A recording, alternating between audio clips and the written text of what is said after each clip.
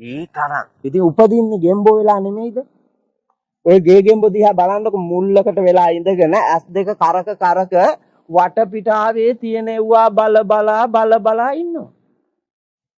කොස්සෙන් ඇදලා ඉවර වෙලා දොරකට අරගෙන ගහපුවාම හොකී ගැහුවා වාගේ ගෙම්බා විසි වෙන්න වැටපාවරේ දිහාට මේක උඩ පැනලා ආපහු ගේ දිහා බලලා මං යන්නේ නැහැ කියලා එනවනේ.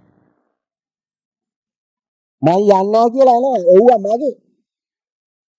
මගේ තොපේ නෙමෙයි. තෝදෙයියත් ඒ වගේම මැරිලා අර වල දාලා තිබ්බ නිදහම් කරලා තිබ්බෙව්වා දිහා බලාගෙන ඉන්නවා. අපේ නායකයන්ට කියන්න හාමුදුරු කෙනෙක් මේ මෑතකදී අපවත් වුණා කෝටි 27යි පොතේ. ගෙම්බා නොවේද? කෝටි 27යි පොතේ. ඔව් අපේ ලොකු හාමුදුරුවෝ ඉන්නවා. සමාව අවසරයි. අර පන්සලත් මගේ මේ පන්සලත් මගේ අරකත් මගේ පන්සල් ඔක්කොගෙම අධිපතියා සත්ත මහා විහාරාධිපතිලු අප්පා. සත්ත මහා විහාරාධිපතිලු. ගෝලයකට දීපන්. දෙන්න. ඒවා පවරන්න. අවසානයේ උන් හිටිතන් නැතුව මැරිලා යනවා. ඊට පස්සේ අර කාලකන්ණියෝ මැද්දේ පරම්පරාවේ ලොකු එකා ඉන්නවනේ. ඊට පස්සේ එයා අරකේ ආධිපතිකම ගන්නවා. බාල පරපුරේ අය ඔක්කොම නන්නත්තාලා. ඔව්. පන්නනවා. නන්නත්තාරා. ලොකු හාමුදුරුවෝ හරියට ඥානාන්විත මේ වැඩේ කරලා පරපුරෙන් පරපුරට දසදහසක් කල් මේ සම්බුද්ධ ශාසනය පවතිනද ගැටුමක් නැතුව නිදහසේ පවත්වගෙන යන්න පාර හදන්න එපේ. එව්ව නෑ. තෘෂ්ණාවෙන් අල්ලාගෙන බලන් වැඳ මිනිස්සු දෙන්නේ ශාසනය ගොඩ නගන්න මිසක් කාලා පැලෙන්න නෙවෙයිනේ. මෙව්ව බදාගෙන මැරෙන්න දෙන්නේ. මේ සම්බුද්ධ ශාසනය බබලවන්න. දවසින් දවස. ඒක වෙන්නේ නැත්තම්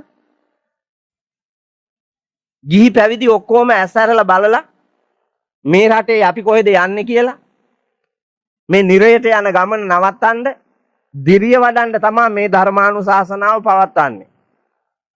බුදුරජාණන් වහන්සේ තෝදෙය්‍ය මහසිතානන්ගේ පුත්‍ර සුභමානවකයාට දේශනා කොට වදාළ චුල්ල කම්ම විභංග සූත්‍ර දේශනාවේ සූත්‍ර කාණ්ඩයක් මම මාතෘකා කළේ. දීර්ඝ කතාවක් සුබ කතාව. මං ඒ ගැන වැඩි විස්තර කියන්න යන්නේ. තාත්තගේ ආభాසයෙන් නොමග යන්න මග දැකලා තිබ්බ සුබ මානවකයාව බුදුරජාණන් වහන්සේ දකිනවා. දැකලා උපාය සීලීව සුබ මානවකයාව බුදුහාමුදුරුවෝ ගෙන්න ගන්නවා පන්සලට.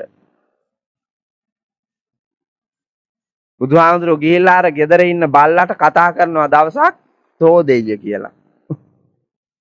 දැසි දස්සෝ ඔක්කොම ඉන්න තැන කොල්ල නෑ ඉදා ගෙදර. බුදුහාමුදුරුවෝ ඒක බලලා ගියේ. හරි උපක්‍රමශීලී ඉන්නේ බුදුහාමුදුරුවෝ. තෝදෙయ్య කියලා කතා කෙරුවා. එතකොටම බල්ලා බුරාගෙන ආවා ගේට්ටුව ගාවට එන්න දෙන්නෙම නෑ. ඒ කාලේ දන් දුන්නෙත් නෑ පැත්තටවත් එන්න දුන්නේ නෑ බුදුහාමුදුරුවන්ටවත් හාමුදුරුවරුන්ටවත්. මේක ඒ තරම් කුහක ලෝභයක්. ඊට පස්සේ බුදුරජාණන් වහන්සේ වඩින තැනට දැසි දස්සෝ ඔක්කොම දුවගෙන ආවා බල්ලා කණ්ඩ යන හින්දා. ඒ ගමන බුදුරජාණන් වහන්සේ ඔක්කොටම ඇහෙන්න කියනවා තෝදෙయ్య උඹ එදත් දොර වැහුවා. ගේට්ටුව වැහුවා. එදත් එන්න දුන්නේ නැහැ. අදත් එන්න දෙන්නේ නැහැ. එදත් බිරුවා. අදත් බුරනවා. ඕම ඉඳපන්කෝ කියලා බුදුහාමුදුරුවෝ වැඩි ආපහු. දැන් මේ උගුලක් තමයි අටවවුවේ. දැසි දස්සෝ එනකොටම කිව්වා සුබ මානවකයාට. බුදුහාමුදුරුවෝ ඇවිල්ලා තාත්තගේ නම කියලා බල්ලට කතා කරුවානේ කියලා. දැන් ඔයාලා ගෙදර බල්ලට ඔයාලයි තාත්තගේ නම කිව්වොත් එහෙම ඉතින් මොනවාද හිතෙන්නේ? පන්සලේ හාමුදුරුවෝ ඇවිල්ලා කතා කරුවොත් එහෙම බල්ලට Tomia noki apiya dasa. මේ වරේ උඹ එදත් රැව්වා අදත් රවනවා කියලා හැම බල්ලට කතා කරලා ගියොත් එහෙම ගෙදරේ උන් කියනවනේ ආපුවාම. එතකොට මාරේ ආවේසලා හිටපන් මම දෙකක් කතා කරන්න ගිහිල්ලා කියලා ඕයි යනවා කෑපොට එක ගහගෙන. සුබ මානවකයාත් ගියා. බුදුහාමුදුරන්ට ඕනකම තිබ්බේ ගෙන්න ගන්න. යනකොට ඒ ගිය කේන්තිය ගෙදරින් ගියපු එක මගට යන්න ළඟට යන්න ආඩුව. බුදුහාමුදුරු ලස්සනම ලෝකෙ හිටපු මිනිහනේ. ඒ උත්තරීතර රූපස්සෝභාවය දැක්කහම බුද්ධ රශ්මි මාලාවන් දැක්කහම වේගය අඩු වුණා. ගිහිල්ලා ඇහුවා බවත් ගෞතමයන් වහන්සේ ඔබ වහන්සේ මන් නැති වෙලාවේ මගේ මාලිගාවට ගියාද? ඕනේ. සුබ මං ගියා. ඒත් සුබ හිටියේ නෑ තාත්තා හිටියා. අහන්න දෙයක් තියන්නේ නැතුව කිව්වා තාත්තා හිටියා. ඒ වෙලාවේ තාත්තා බුරාගෙන ආවා. මම ඉතින් කතා කරලා ආවා එන්න. අර යට කරගෙන හිටපු කේන්තිය මතු වුණා. භාග්‍යවතුන් වහන්සේ ඔබ වහන්සේ මහා කරුණාවන්තයි කියනවා. සර්ව සමයි කියනවා. සර්ව ව්‍යාපී කියනවා. මගේ තාත්තා බල්ලෙක් කියලා කියන්නේ ඔබ වහන්සේට තියෙන සාධක මොනවද? සොප කලබල වෙන්නේ නැතුව ගෙදර ගිහිල්ලා බල්ලව හොඳට නාවලා කණ්ඩ කැමැතිම රසවත් කෑමක් හදලා බඩ පිරෙන්න කණ්ඩ දීලා කැමැතිම තැනින් නිදි කරවන්නකෝ. නිින්ද යනකම් ඉසాతක ගායින්. නිදි බර වෙනකොටම අහන්න තාත්තේ පරම්පරාවෙන් මට උරුම වෙන්න තිබුණු යම් වස්තුවක් තියෙනවාද නොදීපු. ඒක කොහෙද තියෙන්නේ කියලා අහන්නකෝ කිව්වා. සුබමානවකයා ගියා දැන්. ගිහිල්ලා කැමැත්තෙන් නෙමෙයි. නමුත් මේක බලන් දෙපැයි. කළා වැඩි. නින්ද යාගෙන එනකොටම ඇහුවා කොහෙද තියෙන්නේ කියලා. ගැස්සිලා හැරුණා බල්ලා. ජීවිතේට රවලා ගොරවලා නැති කොල්ලට කණ්ඩම පයින්නවා දැන් සුබමානවකයාට. සුබමානවකයා තුස්නීම් භාවයෙන් බලන් හිටියා බල්ලා දිහා. බුදුහාඳුරෝ කිව්වේ ඇත්තද කොහෙද මේ තාත්තන්ට කොහෙද බල්ලා වෙලා ඉන්නේ අඩේ කියලා. බලාගෙන ඉන්නකොට බල්ලට දැනුණා කොල්ලා අඳුර ගත්ත බව. ලැජ්ජා හිතුණා. එළියට බැස්සා. ගිහිල්ලා වත්තේ 7-8 පොළක් පහුරු ගෑවා. සුබමානවකයා දැසි දැස්සෝ දාලා හැරුවා බලන්න. මහා කටාරම් වල පුතා රන් රිදී මුතු මැණික් වල දාලා ලොක්කා. අරවා ගොඩ ගණ්ඩ සුබමානවකයාට පුදුම ප්‍රීතියක්. බුදුහාමුදුරුවෝ ගැන පුදුම ආදරයක්. ඇයි බලන් තාත්තවන් නොදීපුවා බුදුහාමුදුරුවනේ මේ දෙන්නේ.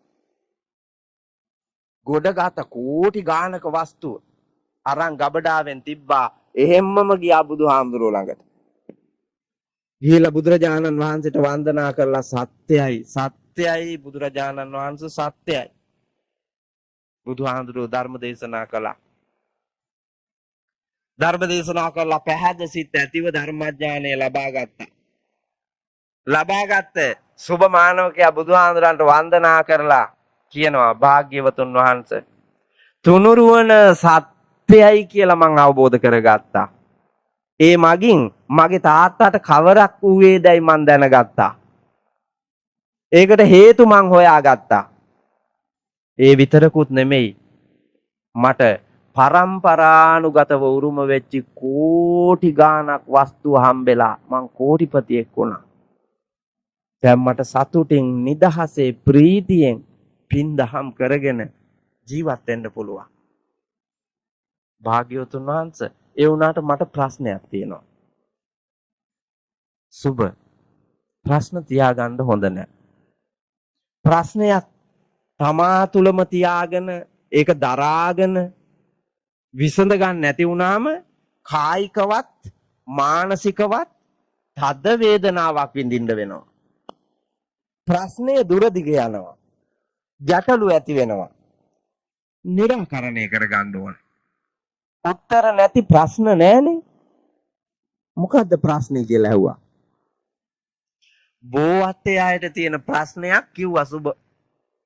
මේ බෝවත්තේ ආයත තියෙන ප්‍රශ්න පත්‍රයක්ම සුබ මානවකයා බුදුරජාණන් වහන්සේට කිව්වා. බලන්නකො ඔයාලට තියෙන ප්‍රශ්න නෙමෙයිද කියලා. භාග්‍යවතුන් වහන්සේ අපි ඔක්කොම මනුලොව මිනිස්සයෝ. ස්ත්‍රී පුරුෂ ලොකු කුඩා බාල තරුණ මහලු අපි ඔක්කොම මිනිස්සයෝ. ඒ වුණාට කුඩා පිරිසක් 14 දෙනා දීර්ඝායුෂ ලබලා සුවසේ ස්වභාවිකව මැරිලා යනවා. බහුතරයක් මිනිස්සු මව් කුසේදී බිලිඳු වියේදී ළමා වියේදී ගැටවර වියේදී තුරුණු වියේදී මැදියම් වියේදී නානා හේතු කාරණා කොටගෙන මැරිලා යනවා. අනන්ත දුක් විඳලා මැරෙනවා. භාග්‍යවතුන් වහන්සේ මේ වෙනසක් ඇයි? පිරිසක් ස්වභාවිකව දීර්ඝායුෂ ලබලා මැරිලා යද්දී මැදියම් වියේ තුරුණු වියේ ගැටවර වියේ ළමා වියේ බිලිඳු වියේ මව් කුසේ මැරෙන්න හේතුව මොකද්ද මේ වෙනස? බුදුහාඳුරන්ගෙන් ඇහුවා. දැන් මේක බෝවත්යයට නැති ප්‍රශ්නයක්ද? තියෙනවා. වැඩේ තියෙන්නේ ඇහුවේ නෑනේ. ඇයි මේ වෙනස කියලා? ඇහුවේ නෑ. ඇයි ඇහුවේ නැත්තේ? දැක්කේ නෑ වෙනස. දකින්න ධර්මඥානය නෑ. ධර්මඥානයේ ලෝකේ බලනකොටනේ ප්‍රශ්න මතුවෙන්නේ. එතකොටනේ ඒවා හොයන්නේ. සිද්ධාර්ථ බෝසතාණන් වහන්සේ සාරාංශකයේ කල්පලක්ෂයක් මුළුල්ලේ භවයෙන් භවයට හොයාගෙන ආපු වස්තුවනේ හම්බුනේ. සත්‍ය. ඒ සත්‍ය අවබෝධයෙන්නේ බුද්ධියේ රජ්ජුරුව උනේ. ඒකනේ බුදුරජාණන් වහන්සේ කියන්නේ. අපි හොයන්නේ මොනවද? අපි හොයන්නේ කුණු.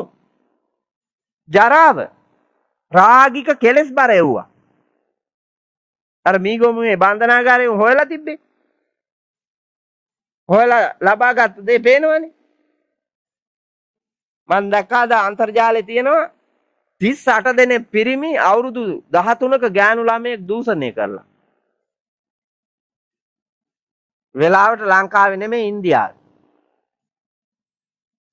ඔව්. ලංකාවේ තොහම එව්වා තිබ්බා. නැත්තේම නෙමෙයි. ඊ තරම්ම හොයලා තියෙන්නේ මොනවද මේ? කුණු වෙලා යන ශරීරයට සැප දෙන්න. ඒවනේ අපි හොයන්නේ. ලෝකේ ඇත්ත හොයන්නේ සත්‍ය හොයන්නේ මේ විඳින දුක් ඇයි කියලා බලන්නේ ප්‍රශ්න ඇති උනේ ඇයි කියලා බලන්නේ ඒවට විසඳුම් තියනවාද කියලා හොයන්නේ තව ප්‍රශ්න වැඩි කරගෙන මහා විනාශයක් කරගන්න ගති ලක්ෂණ තියෙන්නේ. පේනවනේ දැන් මේ සැරේ 65000කට එහා පිරිසකට ඩෙන්ගු. දැන් මේක හැම අවුරුද්දෙම මන්තරේ වාගේ කියනවා නේද? පිරිසිදුව පරිසරයේ තියාගෙන ඩෙන්ගු මදුරුවාට නිර්මාණය වෙන්නට ඉඩ නැති පරිසරයක් හදන්න කියලා මේක හැමදාම කියනවා දඩ ගහනවා. මේ අවුරුද්දේ විතරක් ගහපු දඩ කීයද මුදල?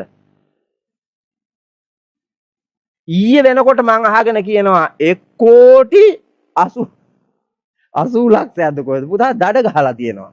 මදුරු බෝවෙන එක නවත්තන්න. එහෙනම් මෙව් හැදෙන જાතියක්ද? වල්මවල් බෝවත් වුණත් ඔයාලා බලන්නකෝ මේ පාරවල් තියෙනවා මාන බැද්දනේ. යන්න බෑ. පාර කාපට් අඩි 10ක්. යන්න තියෙන 4යි. මේ පැත්තෙන් 3ක් මාන වැවිලා මේ පැත්තෙන් 3ක් වැහිලා.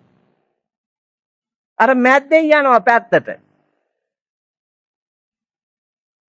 කපන්න හිතෙයිද? හිතෙන්නේ නැහනේ. ගේ ඉස්සරහ ටික කපන්න හිතෙන්නේ නැහනේ. වල් කොම කියන්නේ. මෙව් මූකලම් වැද්ද වෙලා මිසක් තිරිසනුන් වෙලා මිසක් මනුලොව දෙව්ලොව බඹලොව උපදීද? උපදින්නේ නැහැ. තෝදෙය්‍ය පරම්පරාවේ තමයි. ඒකෙන් එහා ලෝකයක් දකින්න බෑ. සුබ මානවකයාට පිහිටියා සිහිය. ලැබුවා අවබෝධය. ලබාගෙන අහනවා භාග්‍යවතුන් වහන්සේ මේ ලෝකේ කොටසක් ඉන්නවා නිරෝගීවම ජීවත් වෙලා ස්වභාවිකව මැරෙනවා. බහුතරයක් පුදුම විදිහේ දුක් දෙන රෝගාබාධයන් හැදිලා විඳෝලා මැරෙනවා.